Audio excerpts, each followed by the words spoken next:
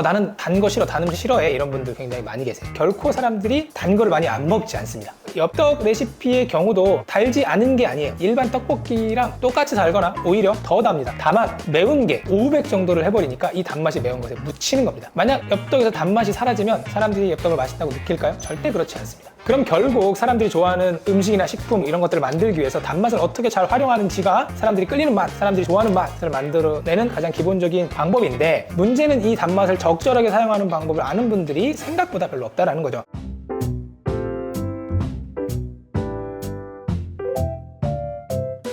안녕하세요. 브랜드 만드는 제이아빠입니다. 오늘은 외식 브랜드 기획할 때 꼭 해야 되는 가장 중요한 것 중에 하나인 맛에 대한 이야기 해보도록 하겠습니다. 요즘 백종원 대표가 굉장히 여러모로 논란이 되고 있는데, 이 논란이 처음은 아니죠. 첫 번째 논란이 아마 설탕이었죠. 그 마리텔인가? 거기 나와서 설탕을 이렇게 들이붓는 걸 보고 슈가보이라는 별명을 얻고, 그거로 인해서 칼럼니스트나 이런 분들이 비판도 많이 했죠. 설탕을 너무 미워한다, 이런 식으로 논란이 되기는 했었어요. 그때부터 이제 백종원 대표의 음식은 달다라는 꼬리표가 따라다니게 되었죠. 그리고 실제로 많은 분들을 만나 뵈어도 나는 단 거 싫어, 단 음식 싫어해, 이런 분들 굉장히 많이 계세요. 그리고 음식 만드시는 분들도 나는 달게 만드는 거 싫다, 설탕이나 혹은 당을 많이 쓰지 않고 요리하시는 분들도 계세요. 자, 그러면 음식이나 식품을 만들 때 단맛이라는 걸 어떻게 활용해야 되는지, 건강에 좋지 않으니 설탕을 무조건 많이 쓰지 않아야 되는 게 맞는지, 그러면 쓰려면 어떻게 써야 되는지, 이 부분에 대해서 한번 짚어보도록 하겠습니다. 좋아요와 구독 한번 살짝 눌러주시면 매우 큰 힘이 됩니다. 난 단맛은 싫어, 하지만 매운맛은 좋아 라고 하시는 분들 생각보다 꽤 많이 계세요. 특히나 한국 사람들은 전 세계적으로도 매운 음식을 굉장히 좋아하고 잘 먹는 민족이기도 하고요. 그러다 보니까 매운 음식들을 아이템으로 소위 대박을 내는 경우들도 많죠. 신라면, 불닭볶음면 이런 것들은 이미 세계적으로 굉장히 유행이고요. 그리고 엽떡, 불냉면, 마라탕 이런 것까지 제 기준에서는 이걸 왜 돈 주고 사 먹지? 라고 의문이 드는 음식들도 히트를 치고 있어요. 그리고 많은 전문가들이 그 이유를 매운맛을 먹으면 스트레스가 풀리니까 라고 이야기를 하고 있습니다. 물론 그런 부분도 분명히 있습니다. 근데 매운맛이 사랑받는 더 근본적인 이유가 있는데, 바로 매운맛 속에 숨겨진 단맛 때문이에요. 사람은 누구나 단맛을 좋아하고 단맛이 땡깁니다. 정도의 차이가 있을 뿐이죠. 사람뿐만 아니라 현존하는 거의 모든 생물, 개미, 파리, 곤충부터 시작해서 원숭이, 개, 고양이, 돼지 다, 그리고 고등동물은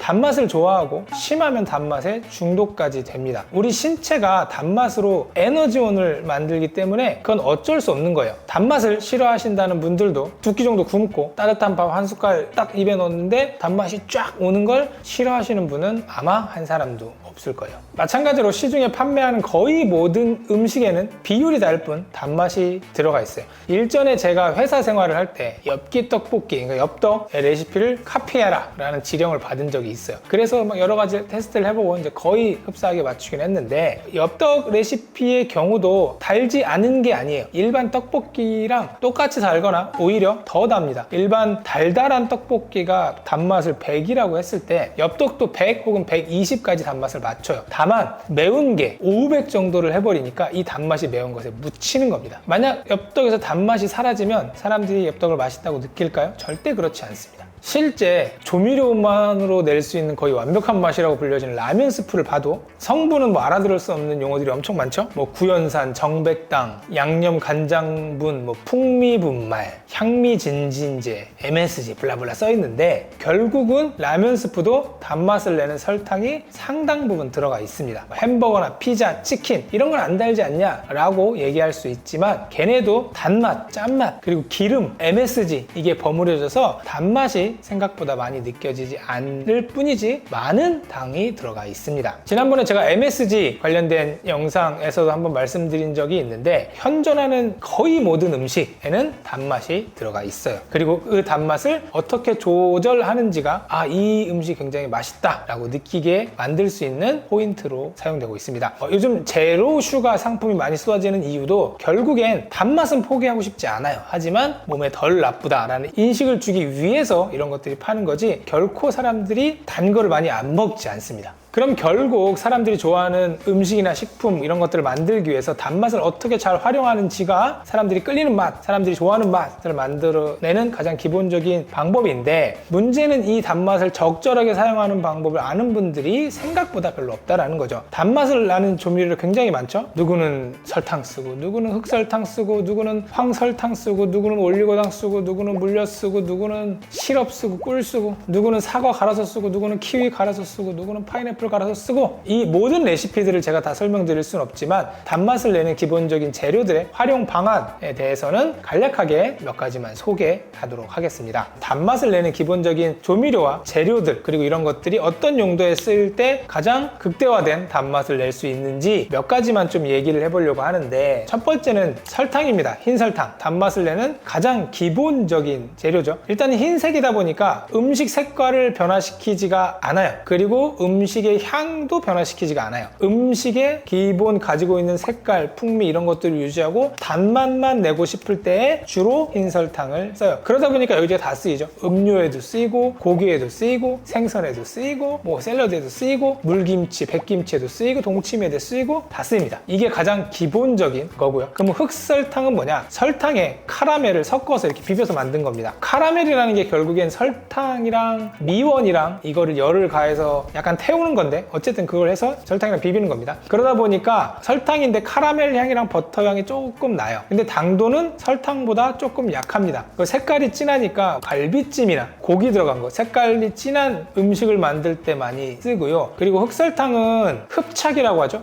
음식에 착 잘 흡수가 됩니다. 그래서 단맛이 조금 안으로 들어오는 맛이 있어요. 그래서 보통 백설탕이랑 흑설탕이랑 섞어서 색깔 있는 음식, 조금 풍미를 내고 싶은 음식에 흑설탕을 많이 씁니다. 그럼 황설탕은 뭐냐? 황설탕은 카라멜을 비비는 것까지는 아니에요. 근데 백설탕에다가 약간 열에 의해서 약간의 카라멜레징만 한 겁니다. 보통 베이킹, 빵 이런 거 할 때 황설탕이 많이 쓰입니다. 그럼 설탕이랑 같이 쓰는 뭐 끈적한 액상 형태를 한번 또 보자면, 뭐 물엿이 있고, 올리고당 있고, 요리당, 뭐 조청 뭐 이런 것들이 있어요. 일단 물엿은 전분으로 만든 겁니다. 설탕이랑 비교하면 설탕의 당도의 한 70% 정도의 단맛을 내고요. 물엿은 보통 단맛을 내는 용도보다는 그 소스나 음식의 농도 맞출 때, 조금 끈적끈적하게 만들고 싶고, 너무 묽은 걸 조금 되직하게 만들고 싶을 때, 그리고 물엿을 쓰면 그 음식의 재료의 표면이 맨들맨들하게 색감이 좀 살아납니다. 그래서 보면 뭐 고추장도 뭐 고춧가루랑 설탕이랑 뭐 이런 걸 많이 들어가는데 거기에 물엿을 많이 들어갑니다. 고추장이 맨들맨들하게 만들기 위해서 물엿을 많이 쓰는 거고요. 그러다 보니까 설탕으로 주로 단맛을 내고 물엿으로 비율을 맞춰서 음식의 색깔을 살리고 싶을 때 물엿이 많이 씁니다. 그리고 올리고당은 당도는 설탕이랑 좀 비슷한데 당이 이제 체내 흡수가 덜 된다 그래서 저칼로리 식품이라는 이유 때문에 많이 쓰이는 겁니다. 올리고당이 그래도 조금 뭐 설탕보다는 몸에 덜 해롭다라는 인식 때문에 많이 쓰이긴 하는데, 올리고당 대신에 열이 가해져서 뭘 끓이거나 찌거나 굽거나 할 때 올리고당을 쓰면 단맛이 확 떨어집니다. 그래서 보통 음식이 완성되고 난 이후에 올리고당을 넣거나 열이 가지 않는 재료 위주로 올리고당을 넣고요. 역시 설탕이나 이런 것들이랑 혼합해서 많이 씁니다. 그리고 이제 요리당은 뭐냐? 이건 그냥 업체에서 하려고 만든 겁니다. 뭐 다 마찬가지겠지만 설탕이랑 올리고당을 섞은 거예요. 그래서 약간의 카라멜 향도 좀 나고 조림이나 이런 거 할 때 쓰면 좋습니다. 실제로 이제 식품회사에서 파는 불고기 소스 같은 거의 성분을 보면 간장, 물엿, 설탕, 흑설탕, 꿀, 구연산 막 이런 것들이 들어가요. 근데 보면 이런 건 다 단맛이에요. 결국엔 단맛의 성분을 한 6개, 5개를 섞어서 그 특유의 맛을 만들어 내는 거죠. 그 외에도 뭐 저칼로리 감미료라고 해서 뭐 수크랄로스, 사카린, 에리스리톨, 스테비아 뭐 이런 것들이 있는데, 이런 것들도 각자의 특징이 있습니다. 무조건 뭐 단맛만 많이 내주는 게 아니고 얘네들도 다 특징이 있지만 얘네까지 가면 너무 깊게 들어가는 거고, 혹시 기회가 되면 다음에 다루기로 하고요. 결국에 맛있다라는 말은 맛의 자연스러움에서 나옵니다. 우리가 정말 잘 익어서 물이 막 뚝뚝 떨어지는 배 한 입 물고 어우 너무 달아 이러지 않습니다. 사과가 엄청 달아요. 딱 먹는데 어우 달아 이러지 않습니다. 자연스럽게 단맛은 사람들이 좋아할 수밖에 없어요.